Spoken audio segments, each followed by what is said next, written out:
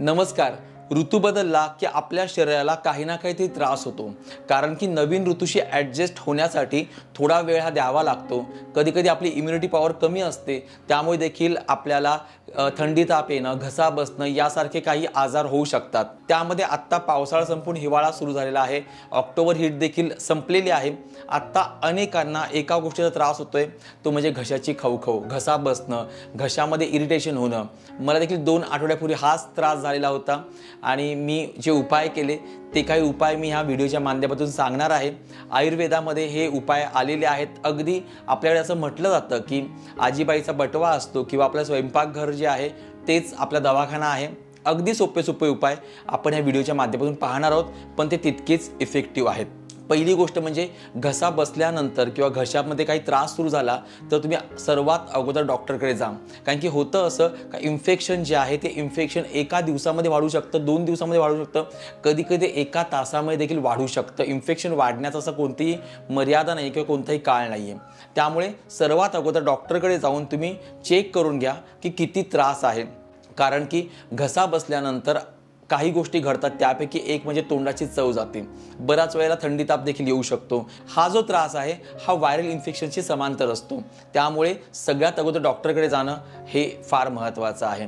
त्यानंतर घसा बसला आहे, घसा दुखतो आहे, तर मग अनेक सल्ले ज्या वेळेला दिले जातात आणि त्यापैकी एक सल्ला असतो की गरम पाण्यामध्ये मीठ टाकून त्याच्यात तुम्ही गुळणा करा. अजून यामध्ये आपण एक गोष्ट करू शकतो, ते म्हणजे गरम पाण्यामध्ये आपल्याला थोडं मीठ टाकायचं आहे, थोडी हळद टाकायची आहे, त्रिफळा चूर्ण असतं ते टाकायचं आहे आणि सुंठ पावडर टाकायची आहे आणि हे पाणी उकळू द्यायचं आणि ते कोमट होऊ द्यायचं आणि त्या कोमट पाण्याने आपल्या घशाला आपल्या गुळणा करायच्या आहेत, गार्गल ज्याला म्हणतो ते करायचं आहे. त्यामुळे घशाची खवखव असेल किंवा इरिटेशन असेल ते लवकर बरं होतं. आतमध्ये काही जखम झाली असेल ती देखील बरी व्हायला भरपूर जास्त मदत होत असते.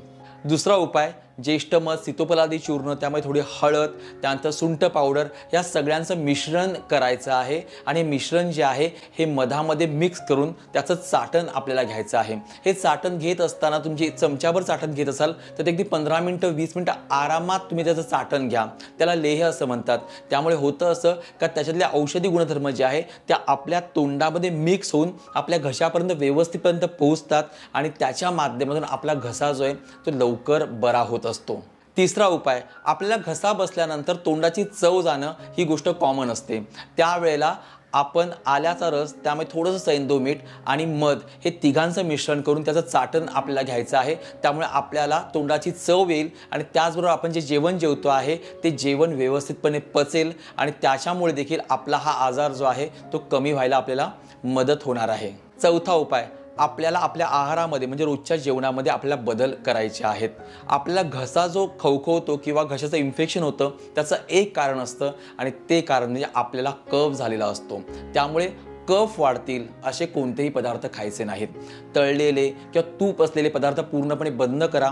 अति थंड पदार्थ, अति गरम पदार्थ पूर्णपणे बंद करा. याच्यामुळे देखील आपला घसा जो आहे तो बरा व्हायला भरपूर मदत होईल आणि आपल्याला लवकरात लवकर फरक पडेल. पाचवा उपाय, अनेक जण सांगतात का तुम्ही घसा बसल्यानंतर दूध आणि हळद एकत्र करून प्या. एक सांगतो की दुधामुळे कफ हा वाढतो. त्यामुळे हा उपाय तुम्ही घसा बसल्यानंतर तुम्हाला कफ असेल तर अजिबात तुम्ही करू नका. त्याच्याऐवजी मगाशी तुम्हाला सांगितलं की हळदीच्या पाण्याचे जे काही गुळणे आहेत ते तुम्ही नक्की करू शकता. सहावा उपाय, आपल्याला आयुर्वेदामध्ये सिद्ध जल सांगितलेलं आहे. याच्यामध्ये 2 ग्लास पाण्यामध्ये जिरं टाकायचं आहे आणि धणे टाकायचे आहेत आणि हे पाणी उकळू द्यायचं आहे आणि हे पाणी थंड झाल्यानंतर थोडं आपल्याला प्यायचं आहे. या सिद्ध जलाच्या माध्यमातून आपल्याला भरपूर फरक पडेल आणि कफ जो आहे तो पूर्णपणे निघून जाईल आणि घशामध्ये जो सुकलेला कफ असेल तो देखील मोकळा व्हायला मदत होणार आहे. सातवा उपाय, आत्ता जो काही घशाचा त्रास अनेक लोकांना होतो आहे तो व्हायरलमुळेच आहे. त्यामुळे तुमचा घसा बसल्यानंतर तुम्ही घरामध्ये लहान मुलं असतील किंवा वयस्कर लोक असतील यांच्या संपर्कात जास्त येऊ नका. त्यामुळे होतं असं की आपल्यामुळे त्यांना हा त्रास होऊ शकतो. आपण शिंकताना, खोकताना किंवा बोलताना बऱ्याच वेळेला इन्फेक्शन जे आहे हे ट्रान्सफर होऊ शकतं. त्यामुळे तुम्ही हे काही दिवस जे आहेत जोपर्यंत घसा पूर्णपणे बरा होत नाही तोपर्यंत थोडे वेगळे राहा, थोडा आराम करा आणि सर्वात महत्त्वाची गोष्ट की जोपर्यंत घसा दुखतो आहे तोपर्यंत तुम्ही मौन राहा. कारण की आपल्याला इन्फेक्शन जे आहे ते कमी करायचं आहे.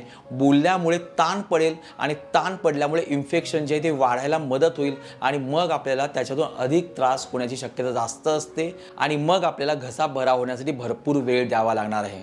हे 7 उपाय अतिशय महत्त्वाचे आहेत.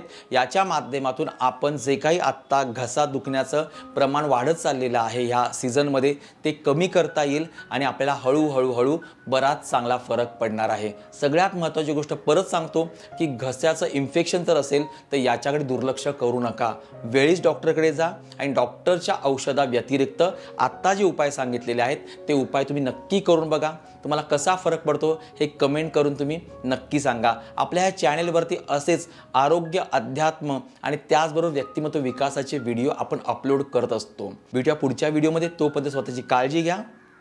धन्यवाद.